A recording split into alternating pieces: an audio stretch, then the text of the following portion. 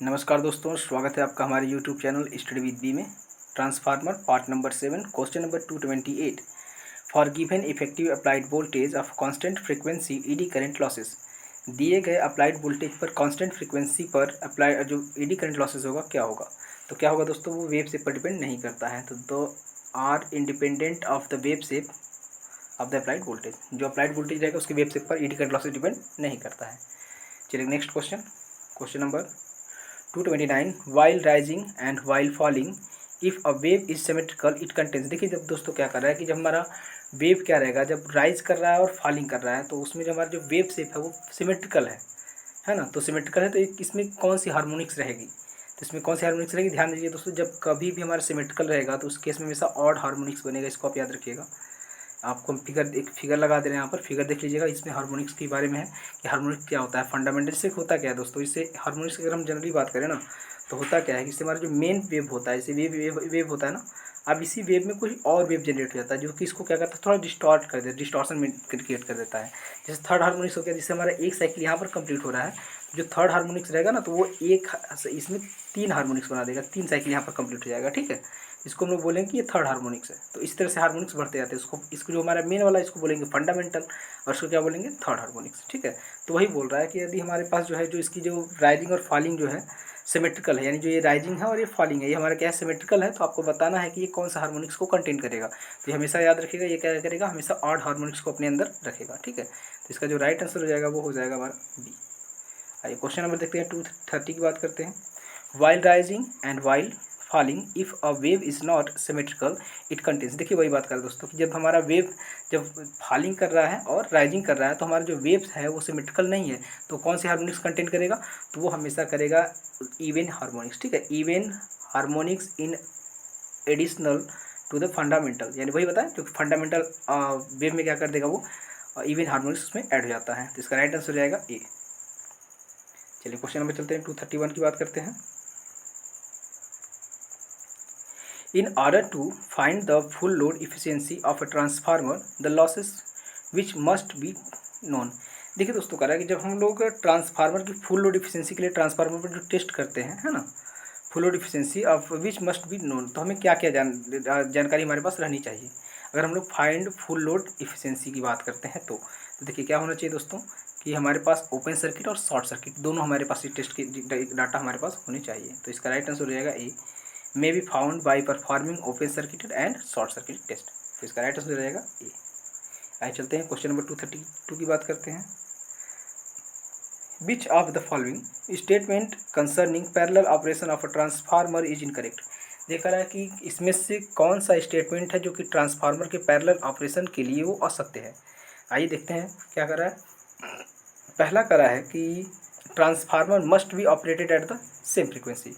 तो बिल्कुल दोस्तों ये सेम फ्रीक्वेंसी पर होना अब चाहिए, ये सही है। आइए देखते हैं।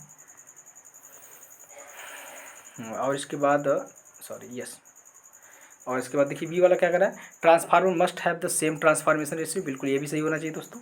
और इसके बाद कह रहा है कि transformer must have equal KVA. देखिए दोस्तों ये गलत है। अगर आपका इक्वल केवीए का नहीं रहेगा तो भी हम लोग पैरेलल ऑपरेशन कर सकते हैं, लेकिन अगर उसका ट्रांसफॉर्मेशन रेशियो सेम नहीं रहेगा तो हम लोग जो है पैरेलल ऑपरेशन नहीं कर पाएंगे। और देखिए लास्ट वाला भी है कि transformer must have the equal voltage rating, यानी इक्वल वोल्टेज रेटिंग का भी होना चाहिए तभी हम लोग कर सकते हैं। यानी इसमें से गलत कौन है, असत्य कौन है दोस्तों, ये रहा हमारा सी वाला, transformer must have equal KVA. आइए क्वेश्चन नंबर 233 की बात करते हैं। Current transformer for meters and relay usually have. जो करंट ट्रांसफार्मर होता है उसमें जो मीटर होता है ना, जो उसका मीटर कितना होता है, तो हमने आपको बताया था पहले कितना होता है दोस्तों, 5 एम्पियर का। उसमें एक सेकेंडरी के साथ एमीटर उसमें ऐड करते हैं, कितने एम्पियर का, 5 एम्पियर का। ठीक है, आपको हमने बताया था करंट ट्रांसफार्मर ऐसे रहता था, ऐसे, और ये इस फीडर से रहता था, और यहाँ से ये रहा, ये सेकेंडरी था, और यहाँ पर हमारे 5 एम्पियर क्या कर देते, एक एमीटर को ऐड कर देते, उसी की बात कर रही है। आइए क्वेश्चन नंबर देखते हैं, 234 की बात करते हैं। All the efficiency is the ratio of output is in to input is. देखिए दोस्तों करा कि अगर हम लोग ऑल द एफिशिएंसी निकालते हैं तो ऑल द एफिशिएंसी में जो आउटपुट और इनपुट का रेशियो किसका होता है। तो ध्यान दीजिएगा दोस्तों, जब ऑल द एफिशिएंसी की बात करेगा तो हमेशा उसमें जो आउटपुट और इनपुट दोनों किस में रहेंगे, KWH में रहेंगे। ध्यान दीजिएगा, और किसी केस में क्या रहते हैं, KVA में रहते हैं, लेकिन यहाँ पर KWH रहेंगे। ठीक है, यानी किलोवाट घंटा ड्यूरिंग 24 आवर्स। तो इसका जो राइट आंसर हो जाएगा वो हो जाएगा हमारा डी, कि जो हमारा आउटपुट और इनपुट का जो रेशियो होगा वो हो जाएगा kWh ड्यूरिंग 24 आवर्स, यानी 24 घंटे के दौरान। kW में टीटिंग, kW घंटा, ठीक है। अच्छा, इसके बाद देखते हैं आगे question number 235। While performing back to back test the amount of power consumed in equals to. देखिए दोस्तों, कह रहा है कि यदि हम लोग बैक टू बैक टेस्ट का परफॉर्म कर रहे हैं तो जो पावर कंज्यूम होगा वो किसके बराबर होगा। तो किसके बराबर होगा दोस्तों, iron loss and copper loss of the two transformer at full loads. देखिए दोस्तों, वो आयरन लॉस और कॉपर लॉस के बराबर होगा। तो पहले हम आपको बात कर लेते हैं, जैसे यहाँ पर बैक टू बैक टेस्ट दिया, तो बैक टू बैक टेस्ट होता क्या है पहले इसको जान लीजिएगा। देखिए, बैक टू बैक टेस्ट को कई नामों से जाना जाता है। पहले क्या जानते हैं इसको, देखिए इसको बोलते हैं रीजनरेटिव टेस्ट। क्या बोलते हैं दोस्तों, याद रखिएगा, नाम बता रहे इसको, आपको याद लिख लीजिएगा, रीजनरेटिव टेस्ट। रीजनरेटिव टेस्ट करते हैं, इसी को संपन्नर टेस्ट भी कहते हैं, और इसी को क्या कहते हैं, फुल लोड टेस्ट भी कहा जाता है, और इसी को बैक टू बैक टेस्ट भी कहा जाता है। तो यानी इसको इतने नामों से जाना जाता है, ठीक है। इसको आप याद रखिएगा, कौन सा, रीजनरेटिव हो गया, संपन्नर हो गया, बैक टू बैक हो गया, और फुल लोड टेस्ट भी इसी को कहा जाता है, ठीक है। तो जो इस क्वेश्चन का जो आंसर हो जाएगा दोस्तों, इसका आंसर तो हमारे पास यही हो जाएगा, ये हो जाएगा हमारा ये, ठीक। आइए क्वेश्चन नंबर 236 की बात करते हैं। The purpose of performing Sumpner test is mainly to find out. देखिए वही बात है कि जो बोल रहा है संपन्नर टेस्ट, यानी बैक टू बैक या फुल टेस्ट कर दिए। जो संपन्नर टेस्ट किस लिए यूज करते हैं, तो हमेशा क्या करें दोस्तों, temperature rising on full load economically. हम लोग यहाँ पर करते क्या है कि जो टेम्परेचर राइजिंग को ज्ञात करने के लिए, है ना, उसके हमारे जो टेम्परेचर राइजिंग है उसमें हमारे लिए अधिक लाभप्रद हो, इकोनॉमिकल हो, उसके लिए हम लोग उसको चेक करते हैं संपन्नर टेस्ट के द्वारा। इसका जो राइट आंसर हो जाएगा वो हो जाएगा सी। आइए क्वेश्चन नंबर देखते हैं 237 की बात करते हैं। When 240 volt DC supply is given to an unloaded 220 volt 50 hertz transformer. देखिए दोस्तों, कह रहा है कि जब हम लोग 220 वोल्ट की 50 हर्ट्ज की एक ट्रांसफार्मर को जो है अनलोडेड है, उसको अगर हम लोग 240 वोल्ट की डीसी सप्लाई जोड़ देंगे तो क्या हो जाएगा।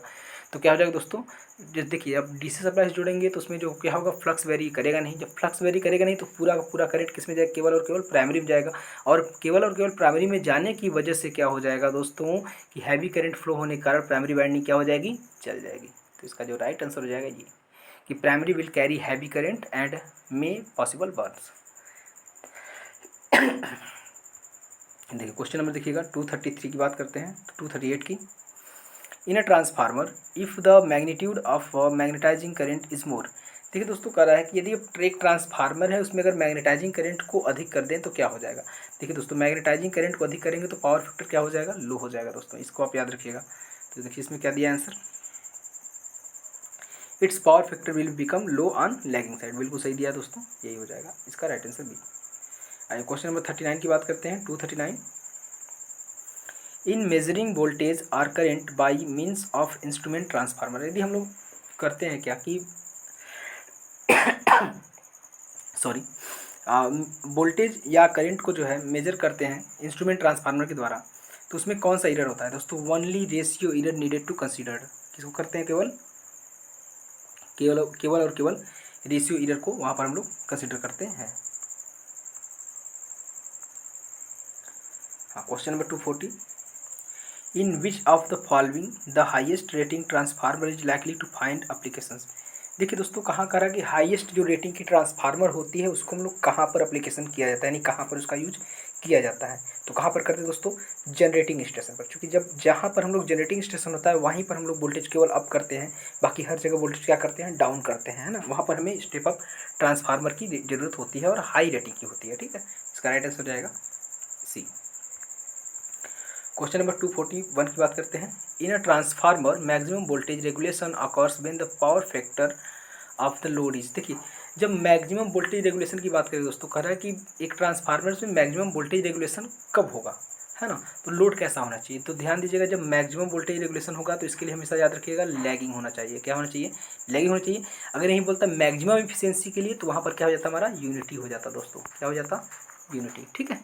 आइए चलते अगला क्वेश्चन देखते हैं, 242 की बात करते हैं। In a transformer minimum voltage regulation occurs when the power factor of the load. देखिए वही करा कि यहाँ पर अगर मिनिमम वोल्टेज रेगुलेशन में चाहिए तो वहाँ पर हमारा पावर फैक्टर कैसा होना चाहिए, तो वहाँ पर पावर फैक्टर क्या होना चाहिए, अगर मिनिमम रेट चाहिए तो वहाँ पर लीडिंग, याद रखिएगा दोस्तों क्या चाहिए, leading.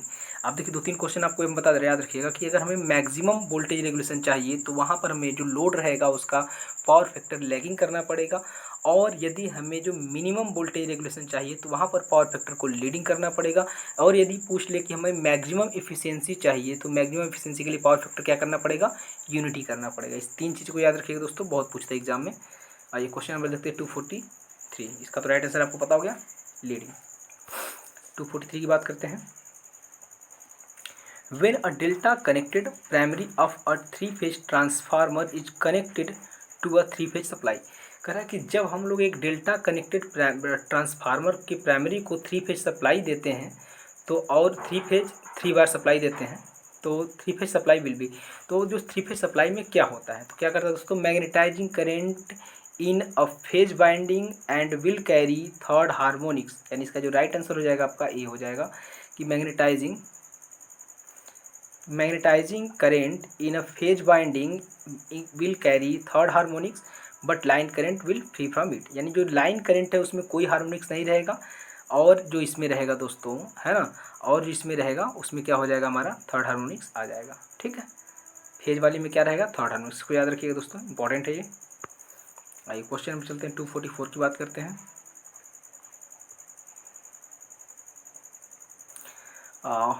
Scott connection are use to convert, Scott connection का उपयोग हम लोग कहाँ पर करते हैं, देख के ध्यान दीजिए दोस्तों, स्कॉट कनेक्शन का यूज हम लोग कहाँ करते हैं, 2 फेज से 3 फेज में कन्वर्ट करने के लिए, या फिर 3 फेज को 2 फेज में कन्वर्ट करने के लिए। ठीक है, देखिए कहाँ पर 3 phase supply to 3 phase supply, बिल्कुल नहीं, 3 phase supply to 2 phase supply, इसका जो राइट आंसर हो जाएगा सी। ठीक है, 3 phase supply to 2 phase supply, इसका राइट आंसर हो जाएगा सी।